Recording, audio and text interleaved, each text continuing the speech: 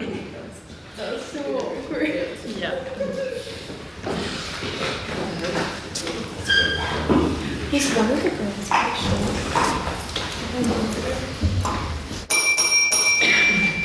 Members of the House, I am pleased to welcome you to what is the 9th Grand Campus Tourney debate of the 177th session of the Literary and Scientific Society.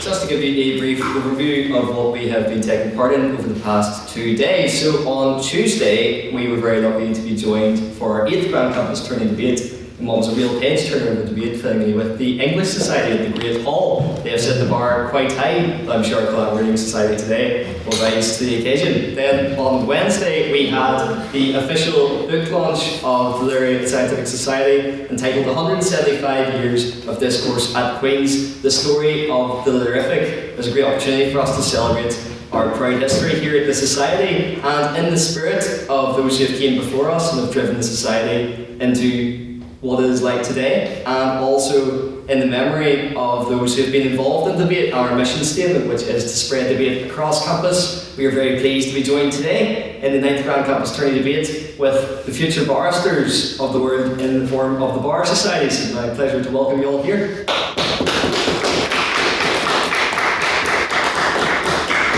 Now, we love at these collaboration debates to give you a bit of a taste of what our weekly literarific debates are like, and given that we are in the presence of future barristers, I'm sure you'll give me a good cross-examination with our President's questions, which is your chance to ask me, your President, any question you can come up with. But of course there are 2 important caveats. There's to be no questions about my politics, and of course no questions about my sex life, or lack thereof. So, do we have any President's questions in the House tonight? Yes, Flynn? We have a breakfast. So for breakfast this morning, I decided to eat thesaurus.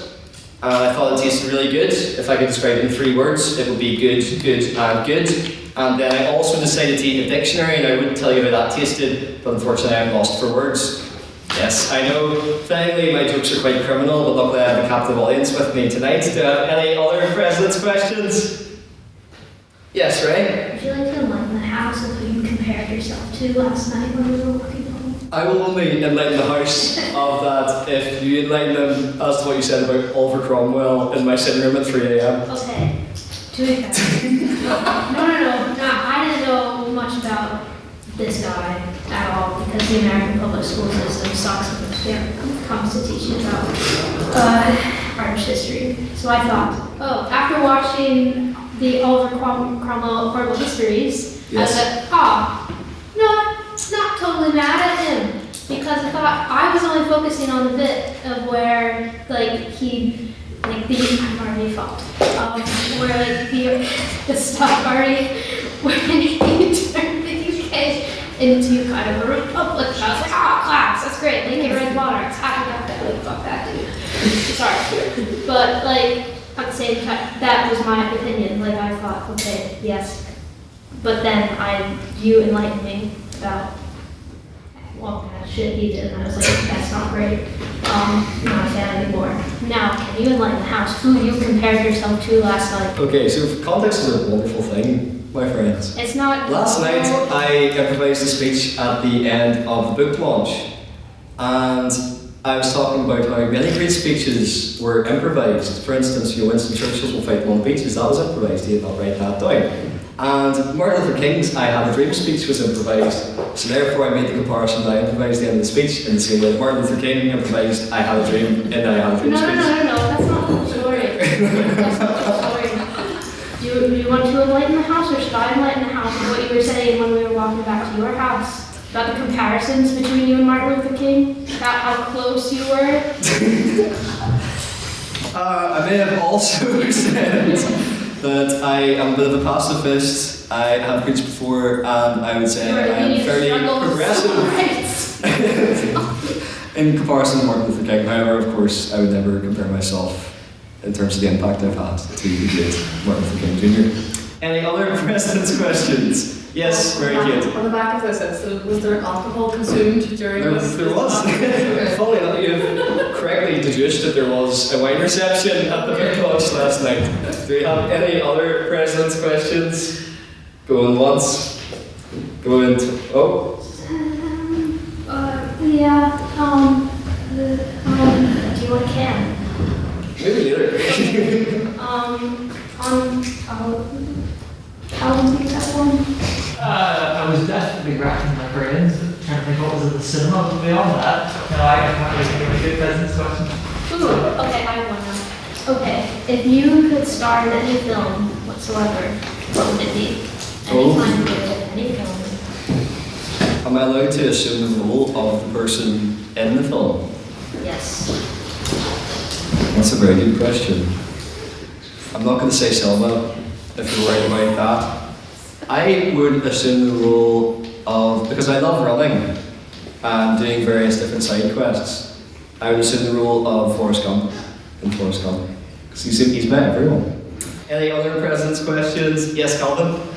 Mr. Technology Officer Point told me last night that he had watched Kill Bill Volume 2 for the first time. So I'd like to ask, could you, Mr. President, like many young teenage boys, go through a Quentin Tarantino phase at some point? And if so, which was your favorite film? The only Quentin Tarantino film I believe I have watched, which is scandalous, is Inglourious Basterds. Probably the best one. I do thoroughly enjoy it, and in fact, when Ash won the Dufferin, there was a photo we took at the end because she had won, of course, the Godkin and also the cross-border debating competition we had with the Hist. That was, but she dubbed the Chan Slam, which I think is an amazing name, by the way. But she was holding up 3 to celebrate her 3-peat, like this. And I was holding up 3 like this. And I thought it was quite funny that we recreated that scene, although the jeopardy was a lot less serious in that situation. Any other president's questions? Sure, one final one. Yes, Calvin? What is your favorite legal TV show or film? Oh, that's an amazing question. I was actually thinking of that. How accurate do you think it is? I never watched Suits until I started my degree at Queen's, and a lot of people assumed I had. I know that that's not accurate, although mainly it is American, but even for the American jurisdiction, it's not accurate. I wouldn't say it's my favourite. I watched 12 Angry Men. It's an amazing film. Love that. Especially, that was my motivation when I was writing one of my essays about the court and the jury system. And Abby will recognise this one, and how reliable it is in finding the truth. That's not my favourite legal film. I watched A Few Good Men. It was a pretty good film, excellent cross-examination scene, but it's not my favourite legal film because my favourite legal film is, of course, Legally Blonde. That is my favourite legal film. Yes, Ray? Back on your answers, I'm sorry, but you are forgetting quite a classic, which I think is scandalous, that stars the lovely Gregory Peck, To Kill a Mockingbird. I read To Kill a Mockingbird in English Lit. I thoroughly enjoyed To Kill a Mockingbird too. Yeah, I thought it was up there. It wasn't up there, I have to put it on the list. Well, now that you say that, that's the thing with president's questions. I feel like a lot of you will relate to this with your speeches too. It's always the day after when you're in the shower and you always think, oh, I should have replied to the POI that way, or oh, I should have answered that for president's questions. But I will give a shout out as well, now that you've reminded me, to the Trial of the Chicago 7. I thought that was a cracking film as well. Any other president's questions? Going once? Going twice? Yes, Rosa. Well, it's on the B-movie from a perspective of taking it as a legal film. Oh, there you go. My legal film on the stage. Yes, so the B-movie is exactly spot on. Yeah. Right? You do your Jerry Seinfeld impression. I was in the courtroom. The guy's going to buy the pushchair. What's up with that? There you go. That's my impression. Would you like to give I would not. your one to go? No, Was it just because my impression was so good? no, it wasn't good. Oh, You ironically, always make fun of me when I do my impression of Jerry Seinfeld. ironically that stings, right? Yes, Flynn? What is your best impression? Michael, Americans, Michelle. Yeah, it's the correct one. Any other president's questions? Yes, Ricky? If you could be any animal, what would you be? Oh, I would be... That's a great question. I think I would be... My granddad was a bird watcher. I love the concept of being able to fly anywhere, just to see the world. So I would say I would be I also quite enjoy food. So famously in my house, if there's something left in the fridge, I will nab it. And we love going to the Sphinx after all of our debates, usually like proceeding alcohol intake as well. So I'm going to say I would be one of those seagulls that nabs the fish and chips at the beach. Any other presidents? Yeah, it's accurate, right? He always finishes the rest of my kebab after he has had his whole kebab. It's just be stuff. Yes. Fucking vacuum or something. I also like seagulls when I open my mouth. It irritates quite a lot of people. The sound that comes in. Any other president's questions? Going once, going twice. Well, that will bring us on to our private members' business. This is your chance as members of the House to bring up anything you've seen in the news recently, anything of particular interest to you that you'd like to gauge the rest of the members' opinions on. So, do I have any private members' business in the House? Yes, Harry. I propose that salted caramel is the best ice cream flavour. I would like to know other people's opinions on ice cream flavours, given the summer weather a bit rather. Yes, Rosa. Are we looking at classic that is cookie dough? Like, Yes. is that beautiful? No, salted caramel. No. Yeah. Yes, Ray. In this instance, are you allowed to mix two ice cream flavors, like have a double scoop of different flavors? Okay, in that case, it is cookie dough, but also with cookies and cream and honeycomb. That is the best. Just hands down. So that's the top three. That's not top three, they're all equal. Hence why I asked, can you mix So like an amalgamation of three ice cream flavours Yes. is the best ice cream flavour. Interesting. Do we have any other thoughts on the best ice cream flavour? Yes, Ray? Okay, back to ice cream, which we never left, I realized. Sprinkles, yes or no? Okay, but I know a trick, which is quite good. Okay, you get a cup, but you put your sprinkles in the bottom, and then the ice cream on top, and then mix it up.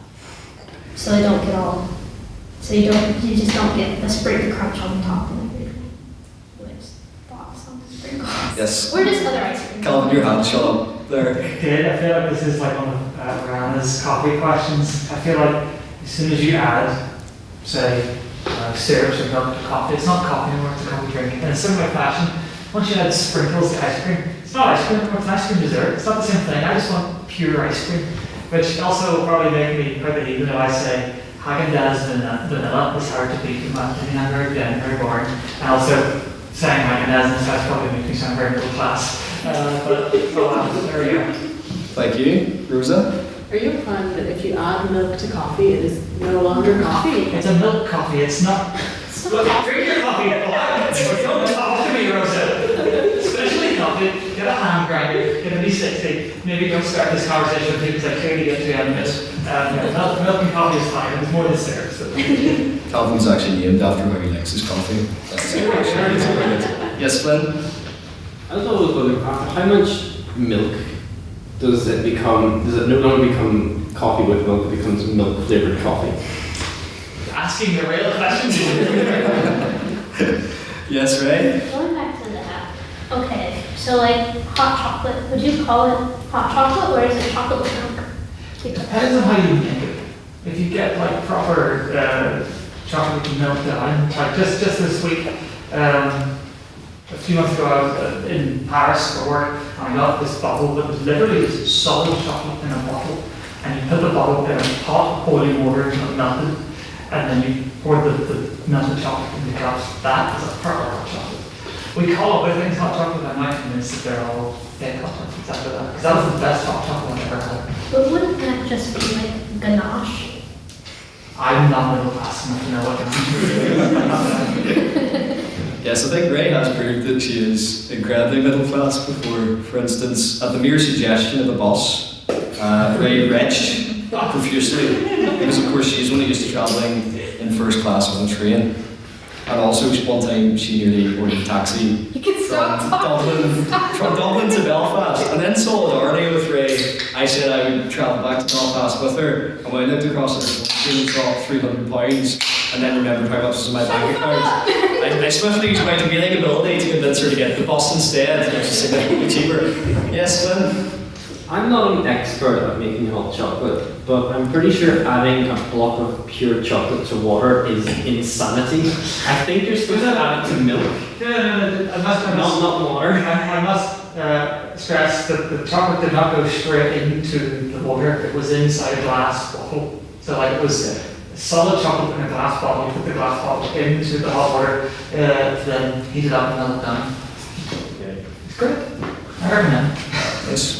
Any other points on that? I think now that the Bar Society have realised the vibe we have, the answer we have at the Thunderfic. Only the hardest hitting, topics of the day do we debate and discuss. Yes, Calvin? Does anybody else agree with you that chocolate ice cream is not that great? Yeah. Yeah. So we put that motion to the floor.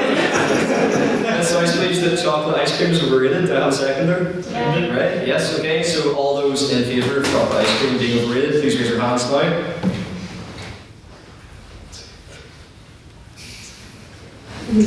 That's 11. All those against? Defend your position. Yeah, you can justify it after, Jerry. And then finally, all those who abstain. Okay, it has been passed. Chocolate ice cream is overrated. Would you like to justify? Can we have a dissenting opinion, as we call it? It's too broad of a range of chocolate ice creams. You're painting them all with one brush, I was trying to do like brownie chocolate or like cake batter chocolate. Yeah, exactly, man. Like, you can't. So you're putting these arbitrary rules, Any chocolate or any ice cream that has chocolate in it, does that then count as chocolate ice cream? I think to say that all of them are overrated is a farce. That's a very thoughtful stance, Jerry, yeah. Calvin? I see. I think all the lawyers in the room have just learned a valuable lesson in the ways of both law and politics. I just got the entire House to agree to something that was incredibly poorly defined and therefore won that vote. And you just exposed the current beneath it. Thank you, yes, Ray. Okay, Neapolitan ice cream. Love it, hate it. What's thoughts? Strawberry, vanilla, chocolate, all in one box. Personally love it. Being the basic culinary expert I am, I only enjoy one of those three flavours. You can probably guess which one. So I am not a big Neapolitan fan. Anyone else on Neapolitan ice cream? Yes. On the topic of having multiple flavors in one box, would the house, when in a restaurant, order something different to the person they're with so that they can try both dishes, or is that a social faux pas? This is a great question. This was discussed. I think it was the great philosopher Smithy from Gavin and Stacey, whose point I agree with the most. That if you're going to the Chinese, you order what you want, but you need to form a social contract with the rest of the people at the Chinese. That if you want to share something, then you buy one for the house. That's my stance on it. Anyone else's thoughts? Yes, It there. depends what side of the argument you're on. If it's my food that someone wants to try, then nah, but try it's grand. Yeah, you know what? I couldn't agree more. That's so true. Yes, Ray. To be fair, it also depends on what the other person orders. Like, you go to a nice restaurant and say, like, I got pasta, and someone else got a fuck-ass burger. Oh yeah. Context. When I was at the Ivy, or the Forest, what it's called, I ordered a burger. Yes. And I am not unequivocally, by the way, yes, I'm showing my working class roots in the Ivy and taking a defiant stance to order that burger. Any other president's questions? Or not president's questions, private members' business. Yes. I will say that when I'm in a restaurant with somebody else and they order what I want to order, I will order something different, but not so that we can both taste different things.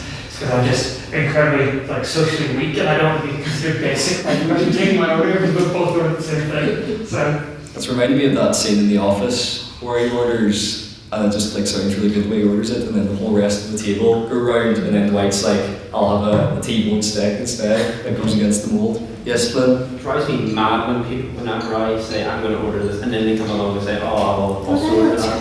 It drives me mad because am I forcing this person to order this? Am I subconsciously, forcing them to order this? And it, Flynn, rather than order something different. with all due respect, It's not all about you. Okay? Maybe they also enjoy what you Tuesday. I'm paranoid sometimes when it comes to I'll tell you this, the best thing to order to share at the Ivy is the bread.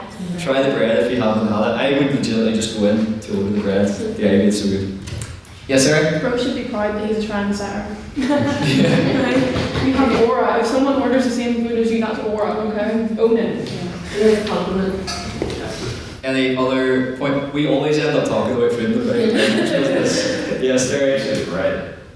Yeah, It's so just like a loaf of bread. no, it's soft crusted sourdough bread that they bake in house, and when they bring it to your table. Sorry, I pictured when they bring it to your table, it's all warm and like soft and squishy, and then like the butter is also really good as well. Yes. The bread is bread. Though. Yeah, but it's like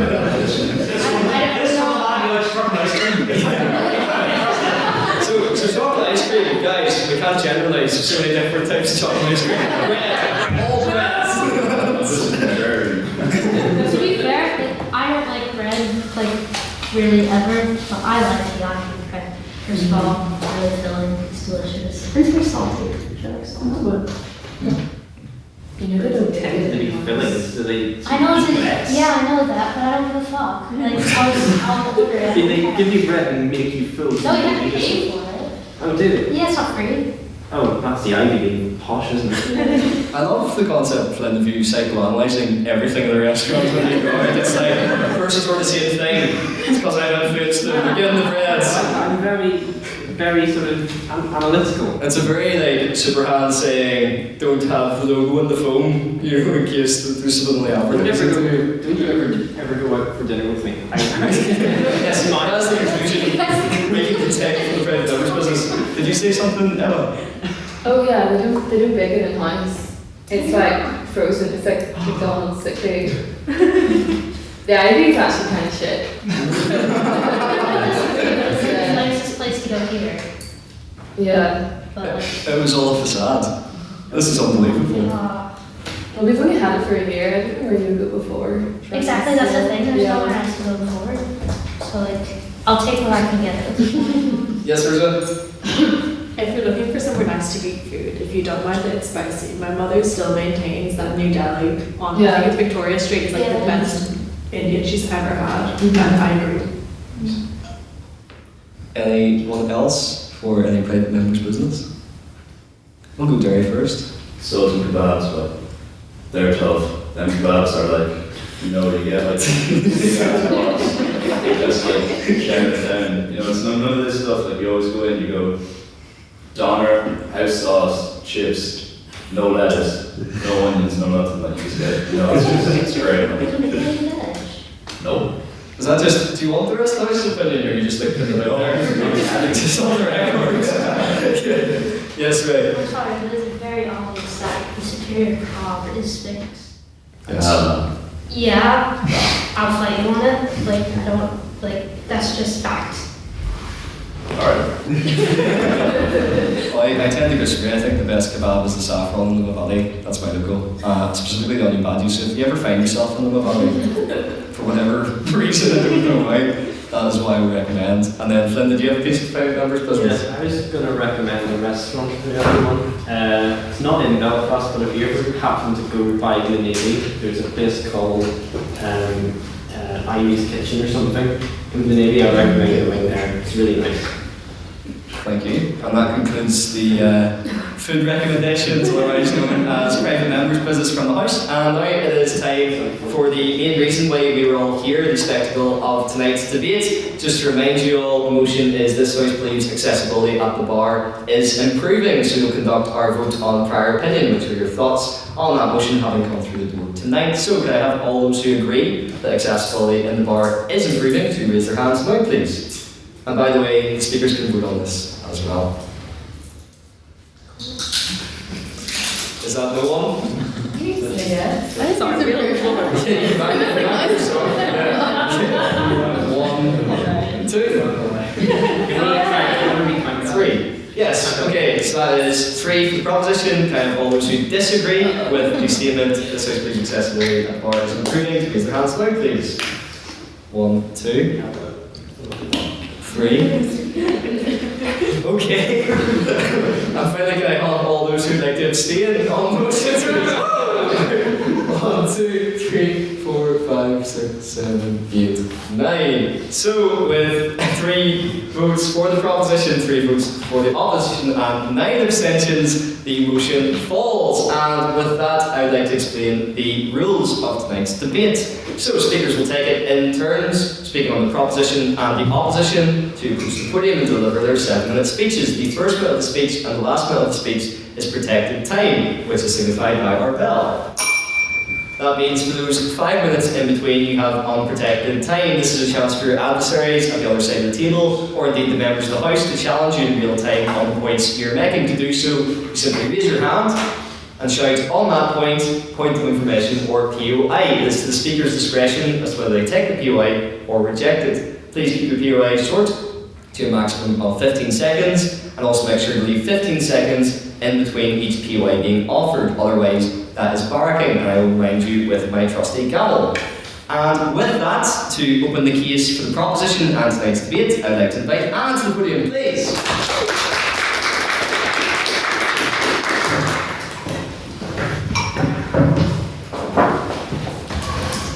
Members of the House, Mr. President, I am pleased to open the case in support of the motion that accessibility at the bar is indeed improving. It's a pleasure to be here this evening, and on behalf of the Bar Society, we thank Literafic for their collaboration. This discussion is particularly pertinent given the ever-growing cohort of law students, something we see here at Queen's, and thus the extended pool of aspiring barristers, which should by all means be encouraged. Originating in medieval England, the barrister profession has long been acquainted with grand themes of power, high society, and somewhat deceptively glamour. A barrister's stomping ground, the courtroom, is a unique space where horsehair wigs, formal robes, and the phrases your lordship or ladyship are somehow all commonplace. As such, a career at the bar is not generally aligned with qualities of openness or attainability. In fact, the lengthy and highly challenging route to the barrister profession and the nature of the work itself can perhaps appear as the very antithesis of accessibility. However, tonight the proposition argued that despite its infamous and historic exclusivity, accessibility at the bar has made progress. This improvement must be considered in a measured manner, as any expectation for one of the world's most elitist professions to suddenly emerge as one of easy entry is unrealistic in the extreme. Our argument is that in no part that accessibility is entirely solved at the bar, or that it does not require further work or attention. This again would be unrealistic. Instead, and focused on the key term of the motion, the proposition would define the bar's improvement as slow but steady for those who aspire to join its esteemed ranks. One of the strongest markers of the bar's gradual improving accessibility is its gender equality, and this is ever increasing. To appreciate how far this has come in light of today, we must return to how it once was. I'm sure we are all likely acquainted with the ancient reputation of the bar as staggeringly male-dominated, often disapprovingly dubbed as an old boys' club, excluding women from entry to all of the Inns of Court in England from its earliest days right up until 1919. Bar diversity could once be encapsulated by the condemning phrase, pale, male, and privately educated. This male-dominated nature was not an accidental coincidence, but rather an intentional choice ingrained in the history, structure, and the culture of the bar itself. Formal barriers to this career included essential holding of elite education, obtained through private schools, and also Oxbridge, both of which traditionally excluded women. The Inns of Court fueled this inequality through its domination of male networks, chamber recruitment relying on personal connection and patronage. With the admittance of women to chambers, female barristers were still easily excluded from advancement opportunities, and career acceleration was solidified through sexism. Allegations of the presence of an all-boys culture is difficult to deny when the bar's social climate was evidenced by networking and promotional decisions made in male-centric spaces, such as dinner parties or gentlemen's clubs. Fast forward to today, can there really be a question of improved accessibility when one glance at the NI Bar website would illustrate the increased gender equality? Women now compose a significant proportion of the UK bar, making up 40 to 41% of barristers and moving from total female exclusion to near equal entry. This is not just a symbolic change, happening coincidentally or due to the mere passage of time, but a total structural transformation, evidencing true intention and combined action to make the bar more accessible to women. This quest for accessibility is actively and intensively supported by the likes of the Bar Council of England and Wales, who monitor gender disparity through earnings, flexible working and fair distribution of cases to level the playing field. Is bar accessibility for women a finished work? By no means, and still has a way to go. The proposition fully recognises this. This improvement is intricate and it seeks to undo a legacy of strict female inclusion and entrenched attitudes of discrimination, which still go on today. Female barristers still face degrees of discrimination.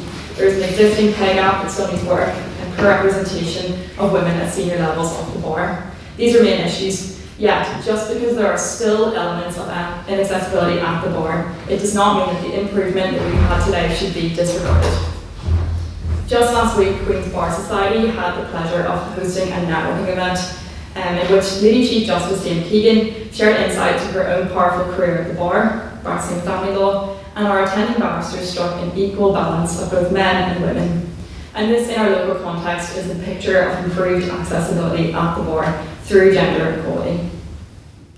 Anecdotes of female success at the bar also appear regularly in the news. One recent example of this is barrister Leonie Hughes, recently called to the Bar of England and Wales. A clip of her call ceremony went viral last week, which my dad showed me during his allocated 30 minutes of Instagram Reels a night, which is played at full volume throughout the house for everybody here, bar education for the whole family. Hughes overcame a turbulent upbringing, school expulsion and 11 years of part-time study while caring for her ill sister, to pursue her dream off the bar. And this is just one of many stories of female advancement at the bar, proving accessibility has been achieved and cannot be ignored, especially given women were once barred entry. Accessibility here is ongoing, achievable and successful.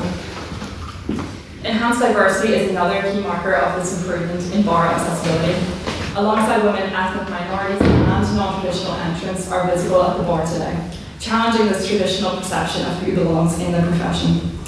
Outreach programs challenge to reach state schools and underrepresented communities, and Abby will discuss the scholarships and the widening access schemes, particularly regarding this. Wealth, elite schooling, and connections are no longer requisites to access the bar. This was a myth dispelled by the Chief Justice herself. Now around 59% of barristers attended UK state schools, and the bar now holds a majority of state-educated individuals. The percentage of barristers from ethnic minority backgrounds has grown, but chambers need to work to expand this to ensure future diversity and equal representation. Fostering accessibility may take greater time within the barrister profession than other careers, but it cannot be discounted. The proposition urging not to discount this, its successful efforts witnessed in a more equal and more diverse composition of barristers today is evident. It would be ignorant to turn a blind eye to this greater openness and quality of the bar now. Accessibility is incomplete yet flourishing endeavour for the bar. Its upward trajectory cannot be discounted.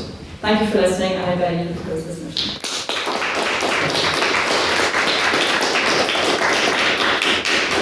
Thank you, Anna, for that very fine speech. And now to open the case for the opposition, I would like to invite Mary Kate to the podium, please.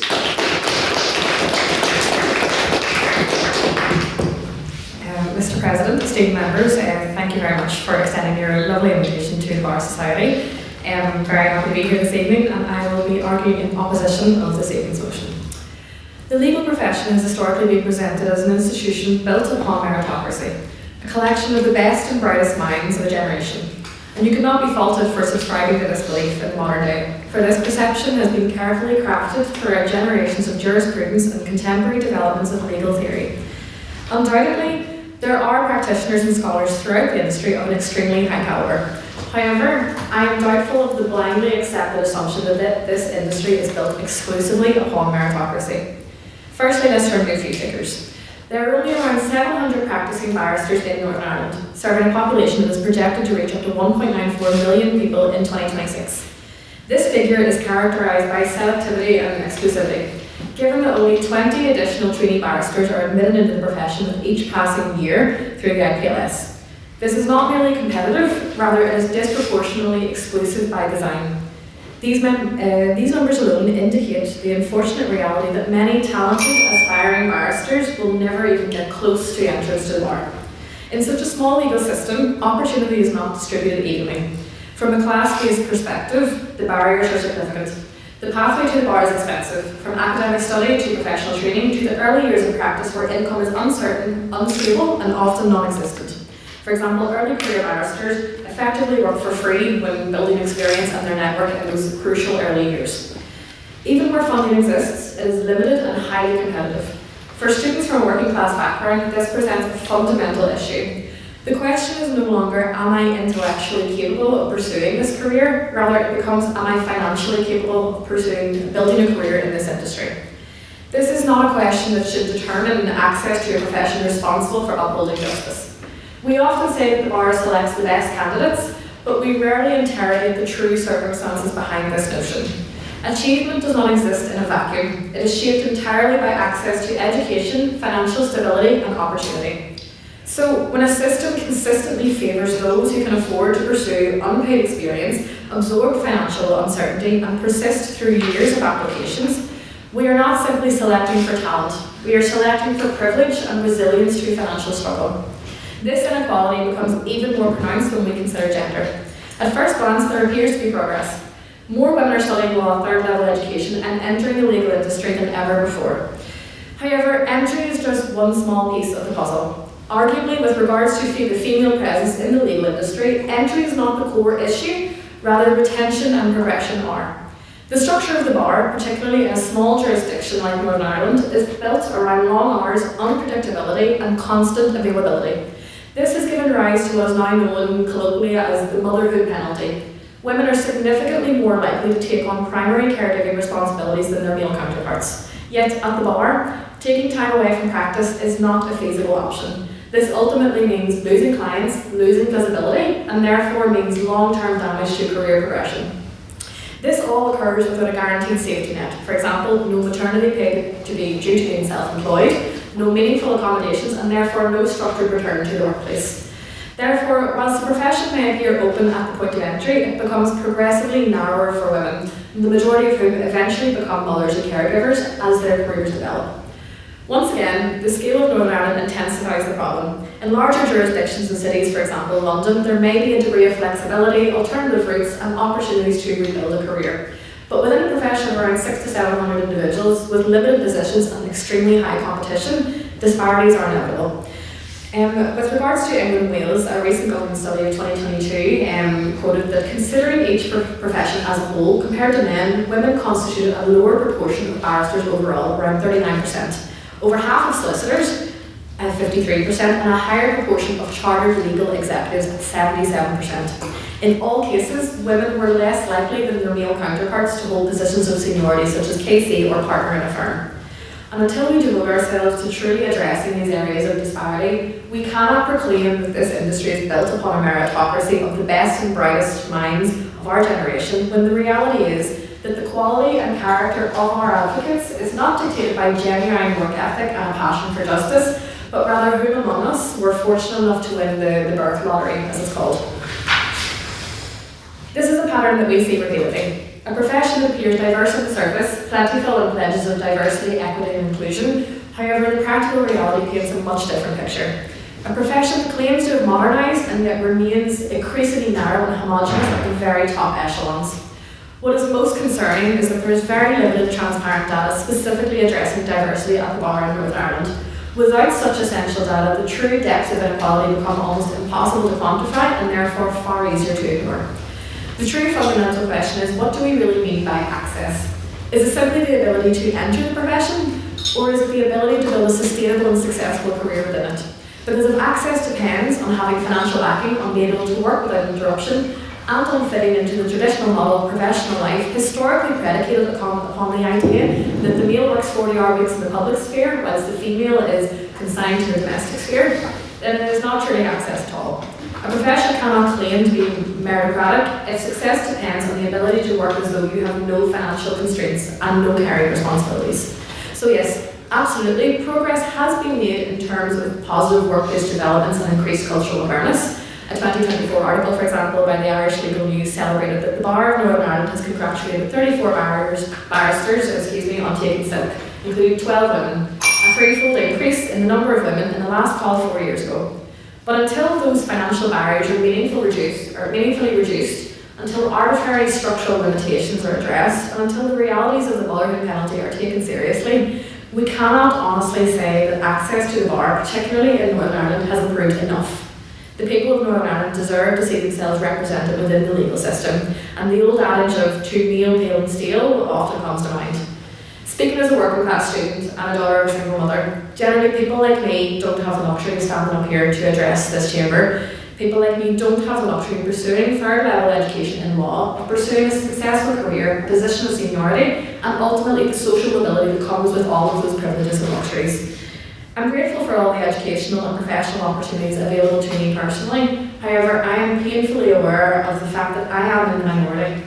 So many talented people are lost in the cycles of poverty and financial insecurity that plague the working classes. Talent is everywhere, but opportunity is not, unfortunately. And until that changes, the bar will continue to fall very much short of the standard it claims to uphold. Thank you.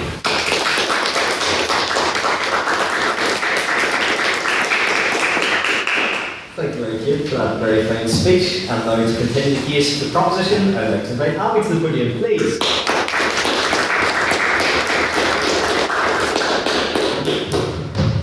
Thank you to the Literary and Scientific Society for hosting us this evening. I'll be arguing the proposition accessibility of the bar is improving. 100 years ago, in 1926, the Sexist Qualification Removal Act of 1919 had only recently came into effect, which meant that whilst most women were no longer banned from joining professions such as the bar, there were still constraints of tradition and prejudice severely limiting their numbers. Women made up less than 1% of practitioners at the Bar of Northern Ireland in 1926. As of the most recent data from December 2024, a century later, women make up 41.2% of practitioners at the Bar of Northern Ireland. This is indicative of an immense improvement of gender inclusion at the bar in recent years. Encouragingly, women make up 58.3% of those currently in training for the bar, indicating a continuing shift towards gender equality in newer entrants to the bar. In 1926, the number of ethnic minority practitioners at the bar was 0. There is no historical record of any ethnic minority barristers practicing in Northern Ireland during this period. In Northern Ireland today, the percentage of ethnic minority practitioners at the bar remains low, approximately 2%. However, it can still be seen to be improving. Of those in training at the bar, 4% come from ethnic minority backgrounds. While this is still far too low, it is hoped these numbers will improve year on year. Diversity and inclusion has improved in various forms over the past 100 years, not only in relation to gender and ethnic minority inclusion, but also LGBTQ+ visibility, disability accessibility, and social mobility. The Social Mobility Commission gathered data on the socio-economic backgrounds of practitioners at the Bar of Northern Ireland, and have found that 20% of practitioners at the bar identified as coming from a disadvantaged background, and 60% were first in their family to pursue a professional occupation. If we compare this to the 1920s, the bar would have been almost exclusively dominated by upper middle class practitioners. In 1926, LGBTQ+ representation at the bar was non-existent. Homosexuality remained a criminal offence under the Offence Against the Person Act 1861. Today, the Bar of Northern Ireland officially participates in Belfast Pride, and there is visibility of LGBTQ+ practitioners reaching the most senior ranks within the profession, with 14 of 34 KCs appointed from 2023 disclosing their membership of the LGBTQ+ community.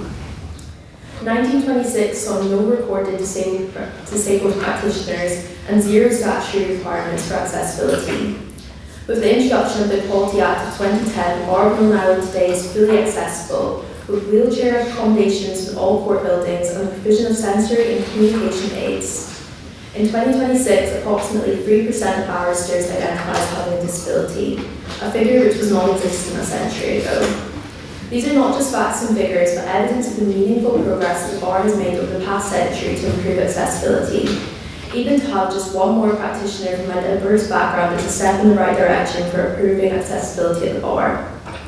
Historically, progress has been slow, and improvements have been made in small increments. Over the past few years, there's been an exceptional shift towards prioritising diversity and inclusion, and we can hope that accessibility is going to rapidly improve.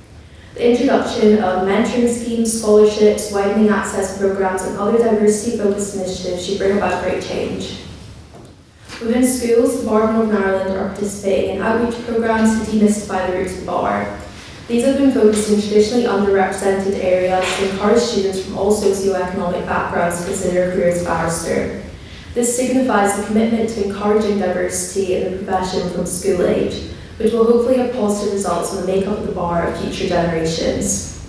At university level, here in the School of Law, the introduction of societies like Diversity in Law Society and Bar Society are both initiatives to improve accessibility to all students interested in the profession. The School of Law's Equality, Diversity and Inclusion Committee also embeds principles of inclusion into law students' education. Students from diverse backgrounds are encouraged to participate in initiatives like the Bright Future Collective, which hosts a network of local companies, including the Bar of Northern Ireland, who provide financial support and industry insights to students from disadvantaged backgrounds. In further education, the Bar of Northern Ireland provides scholarships for the Institute of Professional Legal Studies tuition. This was specifically introduced to widen access to the profession. The Lord Kerr Bar Scholarship is another award to cover full tuition for a student who meet the widening participation criteria. This provides an opportunity for a student to undertake bar exams without having to worry about the high tuition fees, which could have previously been a barrier into the profession. A century ago, the bar was a fortress of the elite, nearly 100% male, exclusively wealthy, and entirely white.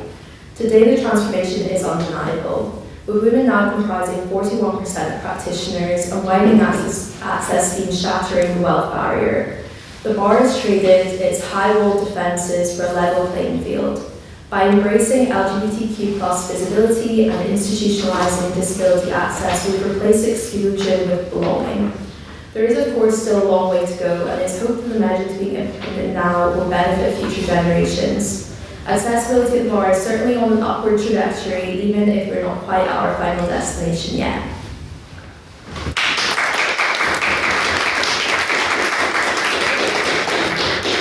Thank you, Andy, for that very fine speech. And now to continue the case for the opposition, I would like to invite Emma to the podium, please.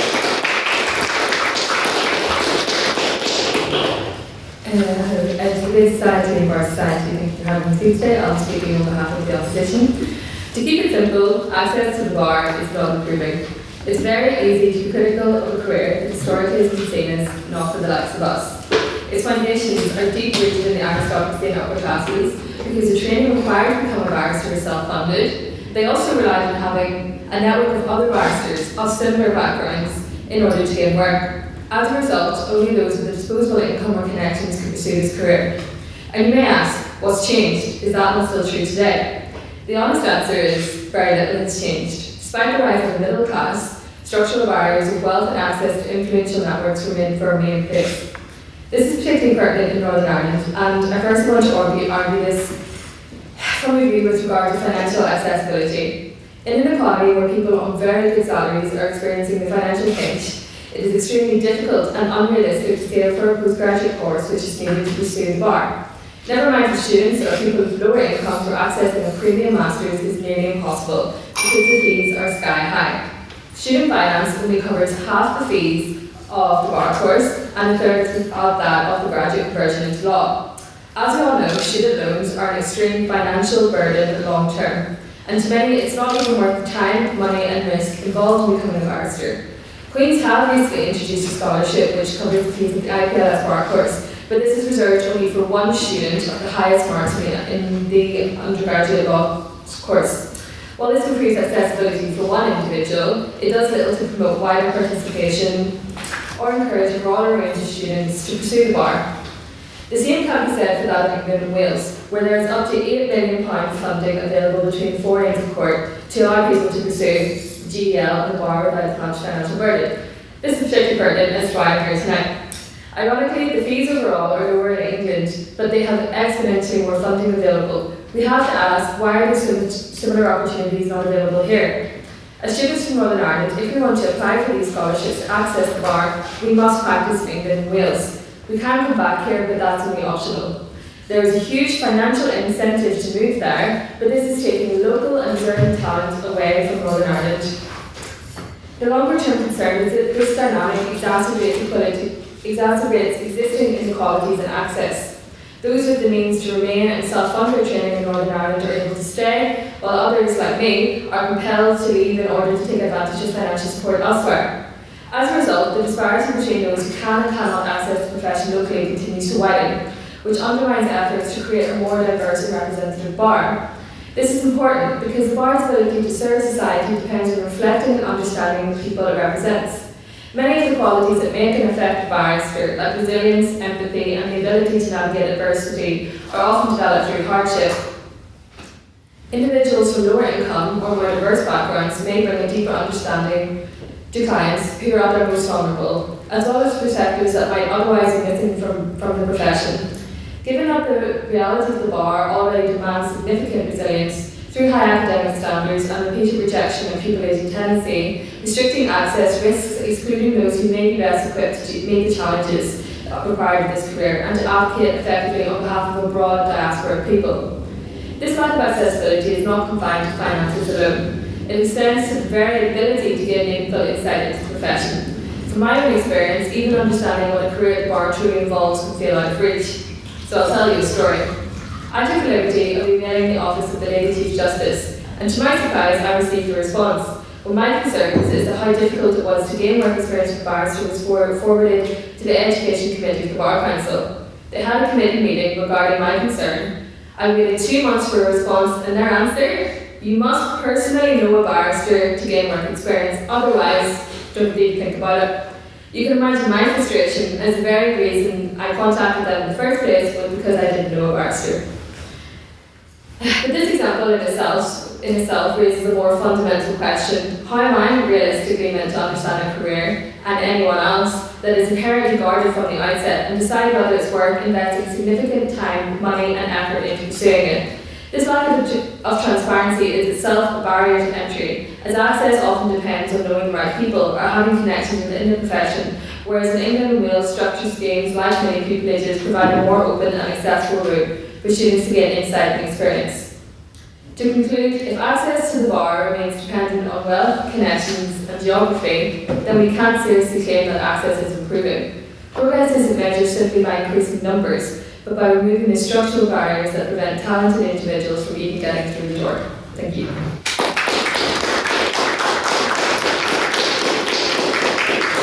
Thank you, Emma, for that very fine speech. And now to close the case, the proposition, I'd like to invite Ray to the podium, please.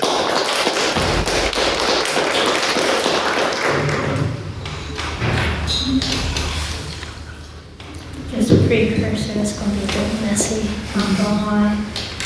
I did BP, so I don't hate BP, but I woke up at 4 today, so I didn't have time to write anything. Anyways, right, I will start. Right, Bar Society, welcome. Obviously famous from the QB love, the QB name, but that is okay. That is why we decided to invite you today. It is alright. Now, I just want to reiterate what my prof bench has said. Increased gender and diversity equality for LGBTQ people and ethnic minorities. And it's not a perfect system. You can't expect overwhelming change overnight. That is true. That's ludicrous to expect. Second prop speaker also said there's evidence of meaningful progress. That is what we're arguing. That is what you can't expect progress overnight. That's just fact. Now I sit here as a judge, obviously. I say, I'll just rebut some of what opposition bench said. So first speaker said the cap on numbers for people who are admitted to the bar. Okay, well that's an administrative issue, Northern Ireland issue. It doesn't mean that it is exclusionary.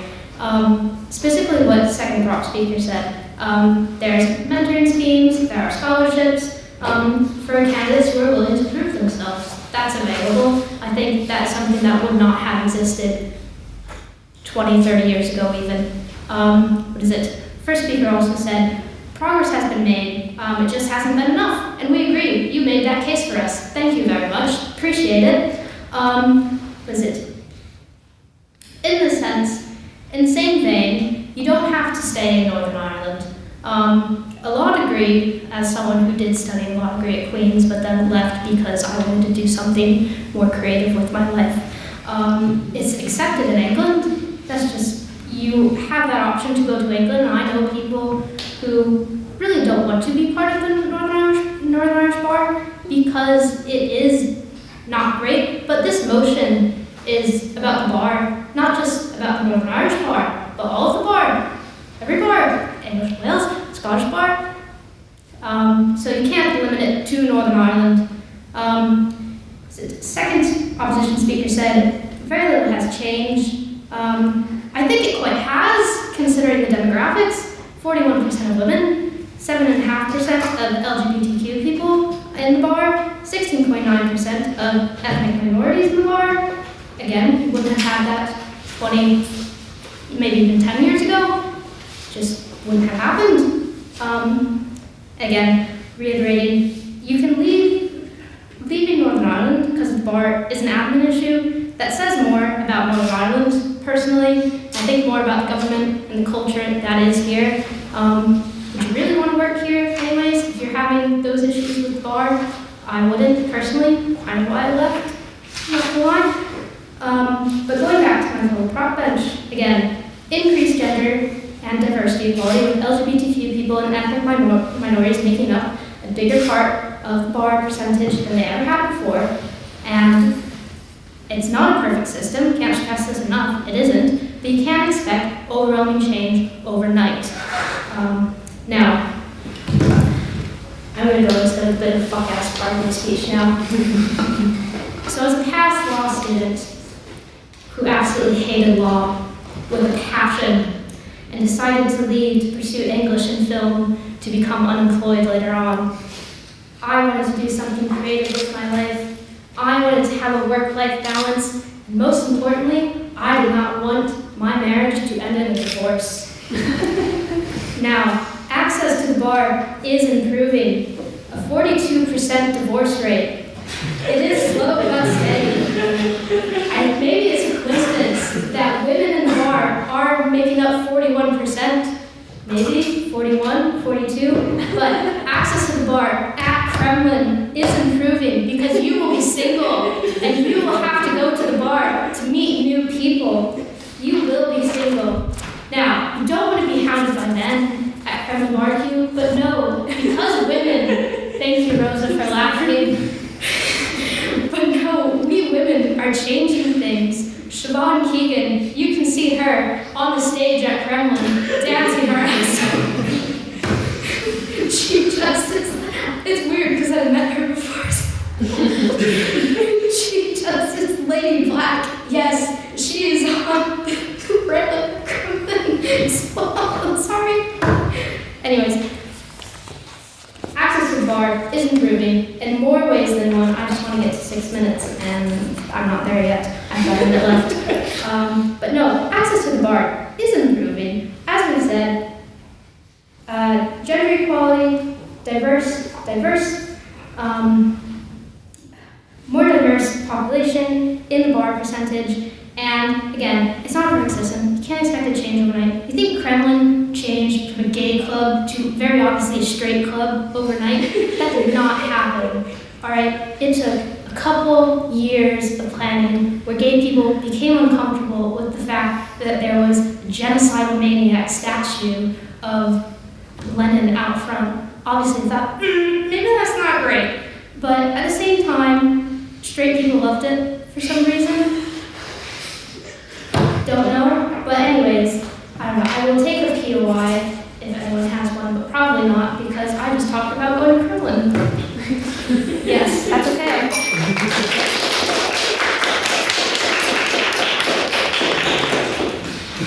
Thank you, Ray, for that very fine speech. And I propose the case, the opposition, and the debate as a whole. I would like to invite the third speaker to the podium, please.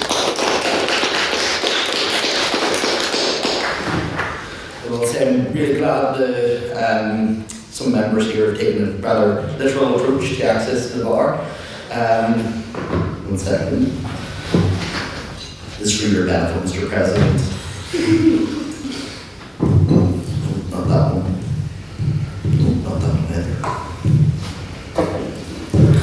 Mr. President, members of the House and members of the Bar Library, who are most likely to be listening to this debate, obviously. I'd use my every comment to give them another reason not to let me even get close to the Bar Library. To you have one thing to say. Hi. I know the last few weeks we've been doing a lot of reminiscing in the society, a lot of tearful moments. I've done some reflecting as well. My alleged maiden speech was delivered when I gave a rather questionable defence of David Irvine. A man who, like the President, also swallowed the dictionary. I feel only right to finish my time in the society to champion class warfare. Looking back at my prior years growing up, I knew one barrister. There was the pantomime villain, the public prosecutor. Boo, come on guys. Thank you. When someone spoke for KC, I thought it was a knockoff WKD. I thought wearing wigs was basically Halloween but with paperwork, which is very scary.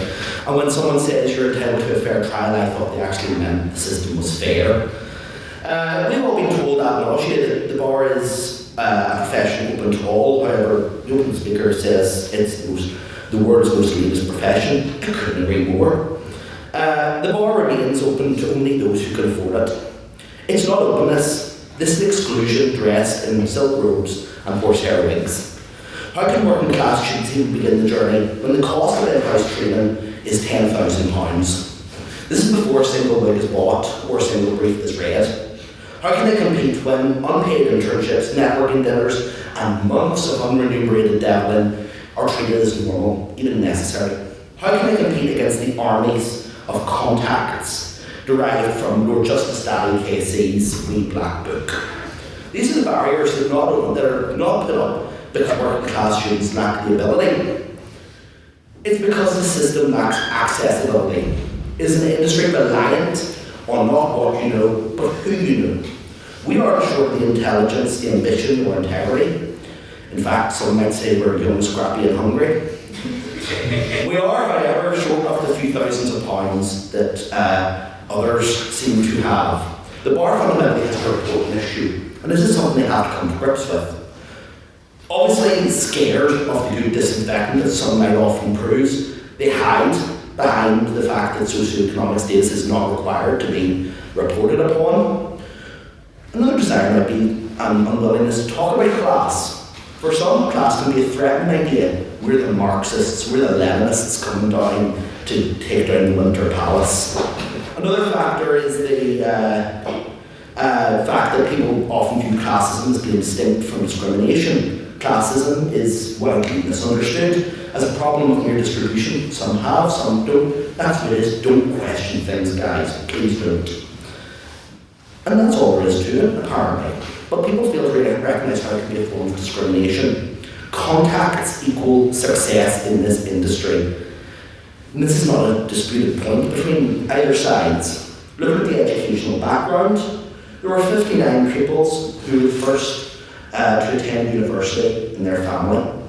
That's wonderful, that's wonderful. That's 3 times as many pupils we admit every year in Northern Ireland. This was for England, where there were 600 pupils admitted. Yeah, it's not great. I do have to kind of disagree with the proposition. 6.8% of the pupils in that intake were from state background schools, state school backgrounds. This disparity comes from a lack of mandatory reporting.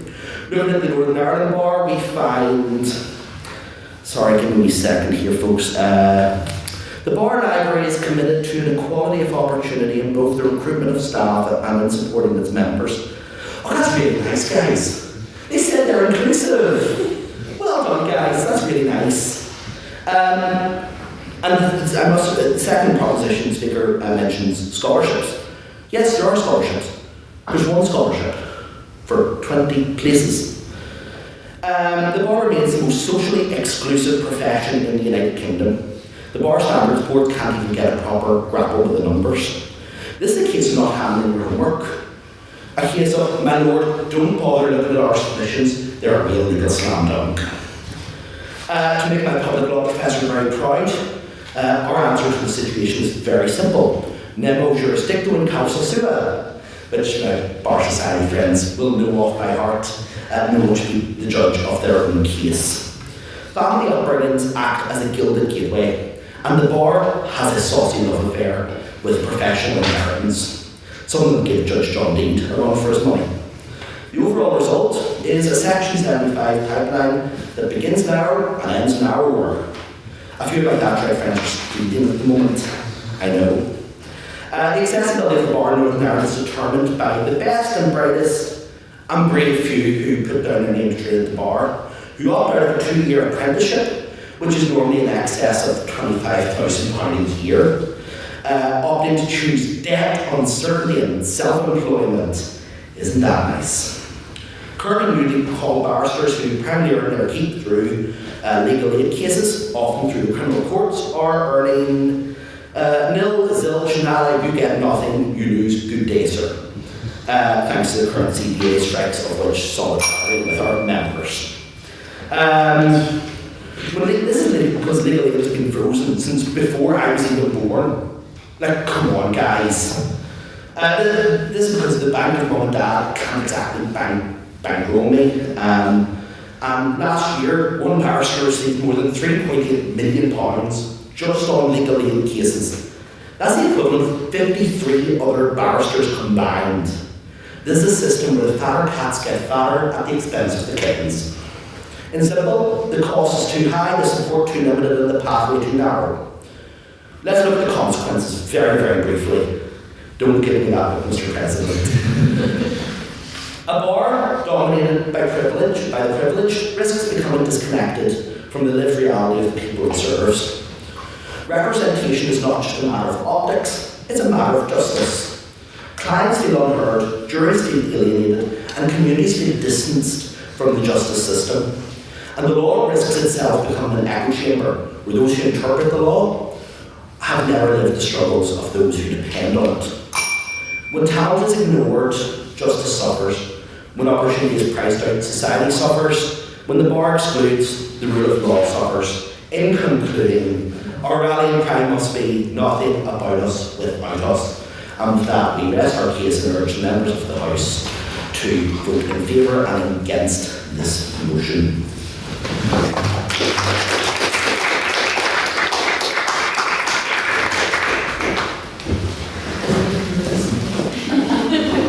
Thank you for that very fine speech, and indeed to all of our speakers for this very adversarial debate. However, the debate is not yet over. It is time for a cross-section of your own as we go to presidents, or not presidents' questions, to the questions from the House. This is the House's chance to question some of the points you've made, or perhaps touch upon part of the debate that they feel was not covered tonight. So, do we have any questions from the House first off for the proposition?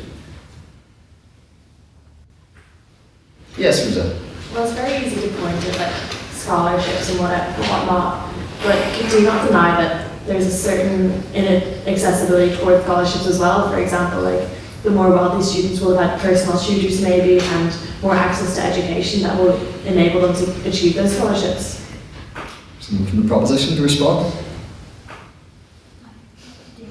Yeah, sure. That'll be fun. Yeah, obviously, wealth comes into it, but at the same time, that's true for any other degree where you need qualifications. Like, I get people on Instagram saying, we think you're still in law, so will you, like, pay for this tutoring thing? But then I also get it for, like, English stuff, or film stuff as well. I don't think it's marketed just towards law, and it's as you said, obviously, scholarships are there, obviously in this case, because, I'm not gonna lie, it's fuck ass. But like, the fact that there's only one like scholarship available is terrible, but I think that's more of a Northern Irish administrative issue, or I think that might be an issue with Queen's more broadly, and not necessarily with the bar. Thank you, Ray. Can I add something? Okay, I'll Am I allowed to? Yeah, go for it. I would say as well, because a lot of the scholarships will be aimed at people who are in study, so the scholarships I guess would be like distributed through channels that would go for all the students at the uni in the class relevant to, going on to the IPLS studies. You would like to think that it's an equal playing field in the sense that we could all access the career services at Queen's, who will do like mock interviews, look over your applications, and I haven't accessed the service, so I don't know like the quality of it, but you would hope that that would be something that everyone would be able to use, and with the, I guess, like committees that they're putting forward and the focus on inclusion, diversity, and focusing on equality, that they would help out students who are particularly needing of scholarships. But I would say as well, because the scholarships, especially, I think it was the one that's specifically from the Bar of Northern Ireland, is focused at widening participation students. It's not merit based, it is looking at means as well, so it shouldn't be going to wealthy students. I don't know whether that's the case. I haven't applied to any at the Bar of Northern Ireland, but I think they're definitely put out with the intention that it is going to the right people. Whether that is or not, I cannot say. Thank you, Abby. Do you have a response from the opposition? Yes, what we just watched there was the barrister's bluff. To touch on Ray's point there, administrative issues can be discriminatory an issue, and it does create an accessibility issue.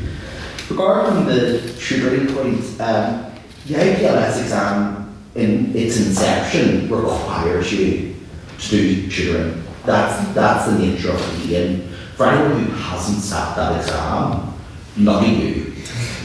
That's what I say. It is 5 hours of your life you want back. Multiple choice, of which it's negatively marked. It's fun. It's really, really fun.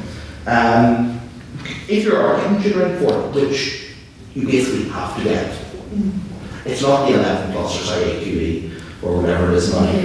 Whatever it is now. The cheating scheme. It's not like that where your teachers will get you to a certain point. Queen's do not physically offer any guidance on it. Whenever you ask them for guidance, their advice is, here's a tutor that I just so happen to go to school with. The tutor itself costs £500. To sit the exam in the first place costs £350. Most people will sit in more than once. So most people will pay the guts of £2,000 before they even reach Lennox.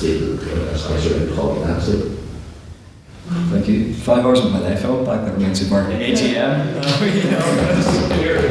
Would anyone like to add from the opposition for second of balance? Before the bar scholarship, of which there's only one, there's a caveat and you have to be the highest marked undergraduate in all of law, and I feel like that's very unattainable, and you're competing against people that might not have had jobs during their whole undergraduate and then are at an academic advantage because they have more time. Whereas also energy, like law is a very difficult degree, and to get the top mark in all the cohort, it's like exceptionally difficult, and that's also sometimes down to chance, and different teachers mark different pupils differently. Like it's a very, I think it's a very exclusive way of determining who gets a scholarship, and also the criteria of when they say it's lower socioeconomic background. I think the criteria is like, it's quite hard, it's based on your parents' money, but then that excludes people that don't get money from their, or would get money from their parents or don't. So say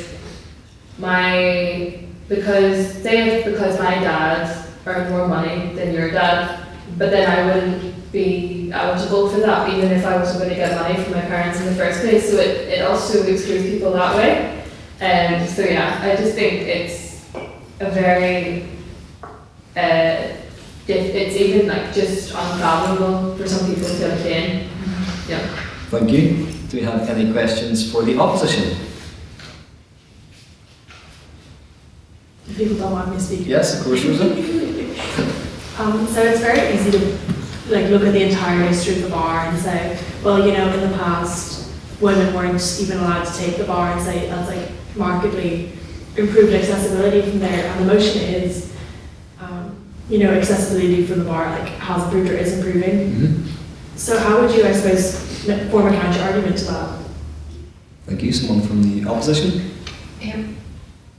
As Renee touched on, essentially she felt that I was sort of arguing in favour of the motion.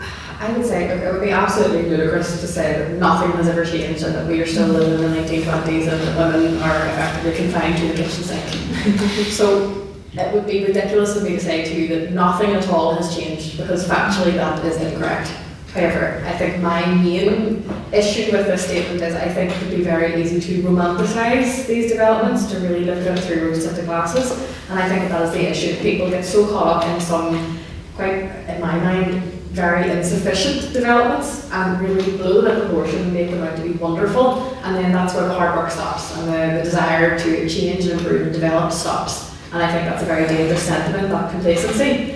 And that's why I would be inclined to argue against this motion for that very reason, that we cannot afford to be comfortable, especially as women. Considering sort of the wider socio-political culture in the international stage, the sort of backlash against women's rights, women's emancipation, that culture against true liberty for women and true genuine parity, I think it is very dangerous for us to become comfortable or complacent in terms of the hard-fought rights that we have and the progress that was made in the women that came before us. And I think that we, generally speaking, we can't afford to be comfortable. Thank you, Mary-Kate. I have a yes, if you'd like to add, Lee. Let's look at the one thing that has never changed in the bar, which is it has never been controlled. You've never been fully in control of your destinies in the bar. You've always been in the hands of who you know.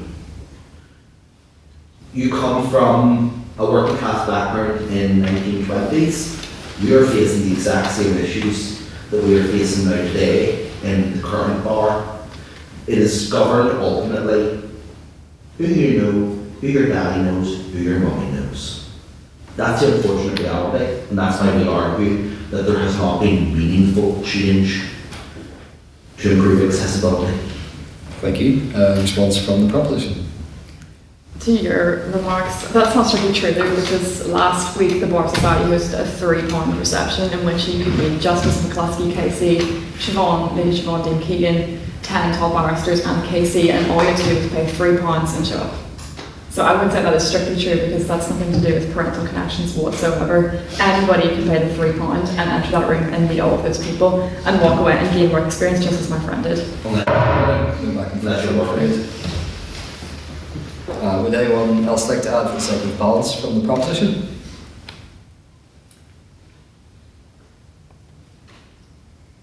Yes. Okay, going back to Lee's point that was his rebuttal last time, which I didn't even touch on, about the costs and everything. Well, like, the cost is same to get into uni. Like, you have to pay to get those tests as well, so how is it any different, honestly? Like, we all pay for, sorry, I'm fucking this up, but at the same time, like, and then when it comes to the wording of the motion is, this House believes accessibility at the bar is improving from what it was, and it has. And I think we've demonstrated that. That is the motion. It's not another motion of like, oh, we'd like to improve it more.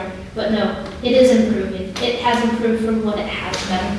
So I would say, that's the motion. We win. Yay. Thank you, Ray. And finally, we always have abstaining questions. This is a question put evenly to both the proposition and the opposition.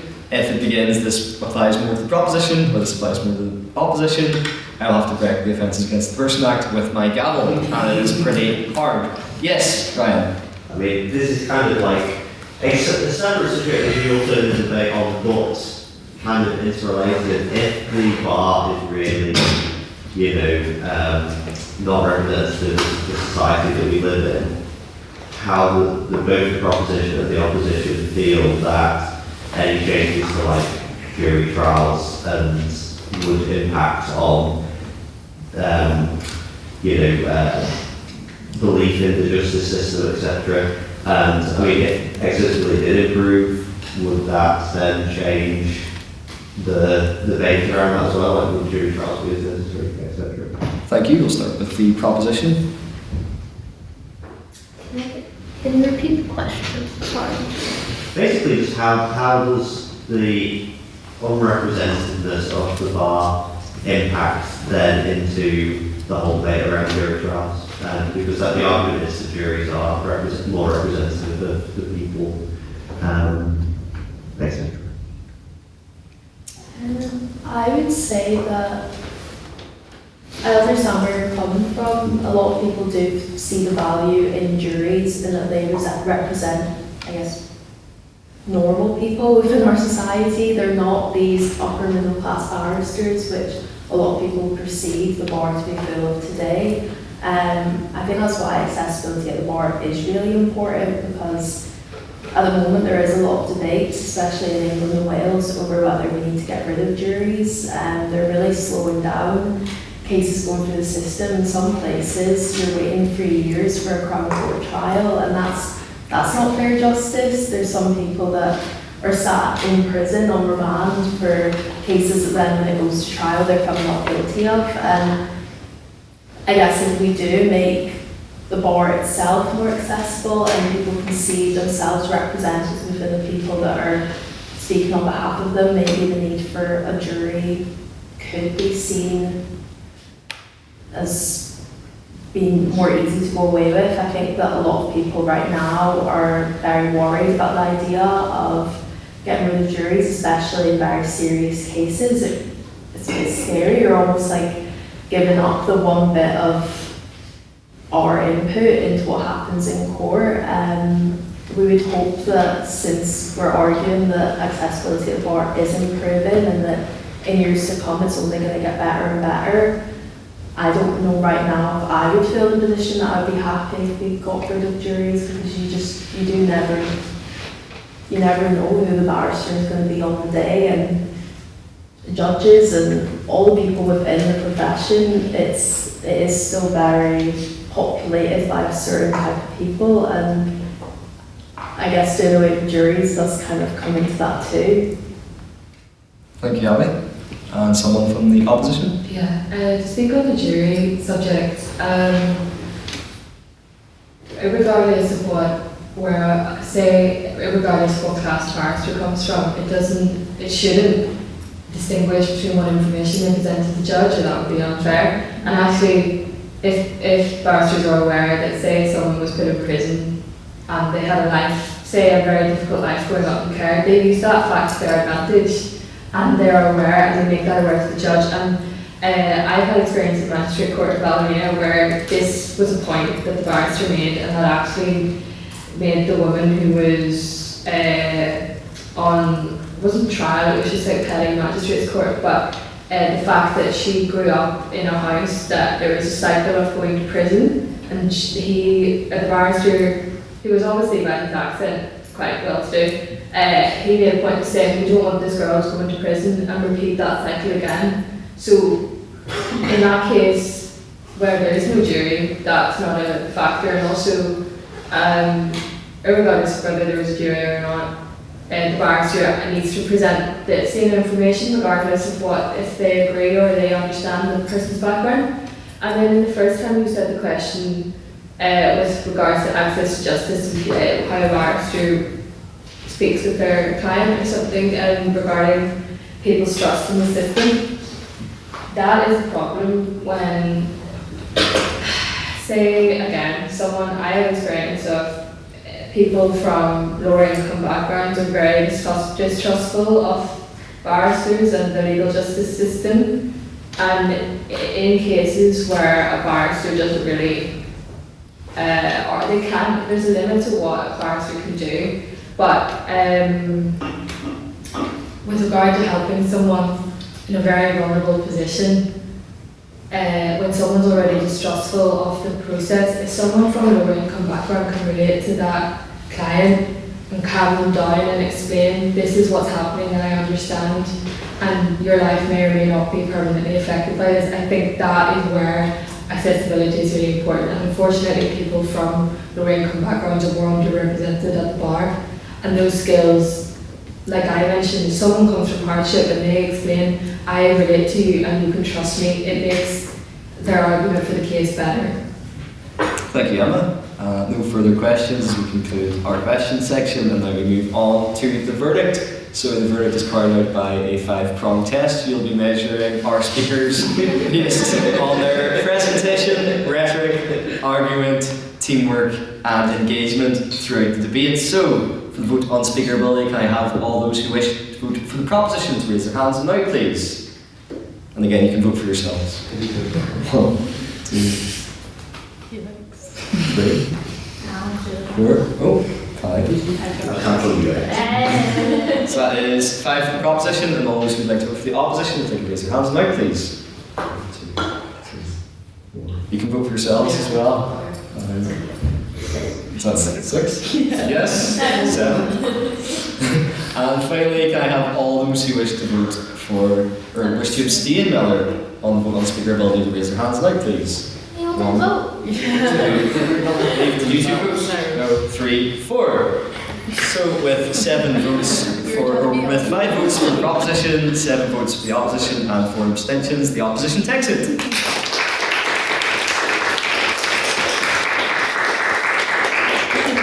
Right. So I'm sure. Yes, very good. Judged by 12 of your peers, very appropriately. Now, as the oldest society on Queen's, the Literary and Scientific Society could be regarded as the grandfather to the family of societies that we share this great campus with. And from our founding in 1850, we have developed some of the greatest legal and political minds of the past, which is why it has been my pleasure to invite some of the greatest legal and political minds of the future to tonight's debate, which is what we're trying to achieve with our Grand Campus Tourney, to continue the work of our forebearers and make debating more accessible on campus, make our presence as a society felt on campus, and most importantly, to bring as many of you as possible into the Lerific community. And we are incredibly pleased to have been joined by the Bar Society in this collaboration. Of course, it takes 2 great societies to make such an event happen. So to tell us a bit more about the Bar Society, I would like to invite their president, Abby, to the podium.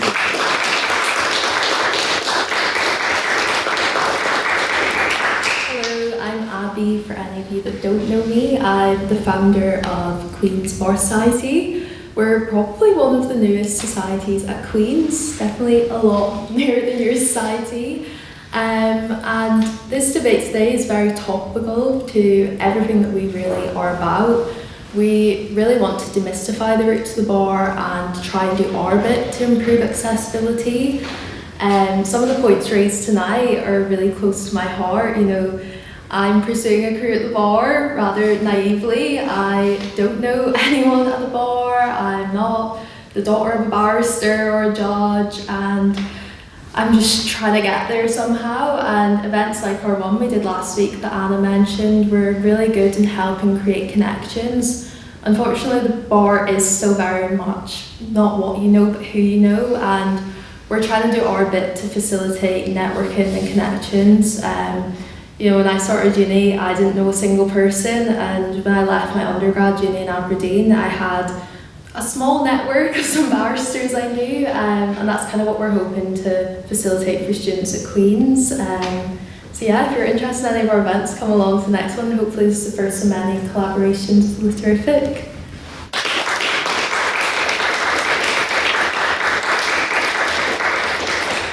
Yes, and as an extension of your welcome here tonight, I would just like to outline some events that we've got coming up next week, which you are more than welcome to. Next Tuesday, we are set to meet in Great Hall for a lit talk with former Speaker of the NI Assembly, Alex Maskey.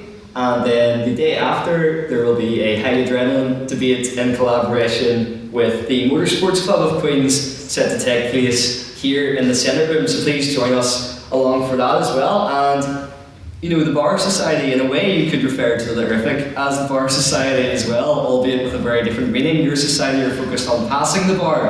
At Lerific, we don't pass the bar, we go straight in. And We are very much a social society, so please do join myself and our members to the Students' Union tonight to share a pint and to talk a bit more about our great societies and just life at university in general. And with that, as a tradition, if I could have the councils of the 177 and the 178 to stay behind to set up the room, our great speakers to the front, and I will see the rest of you at the Students' Union. I call this meeting adjourned.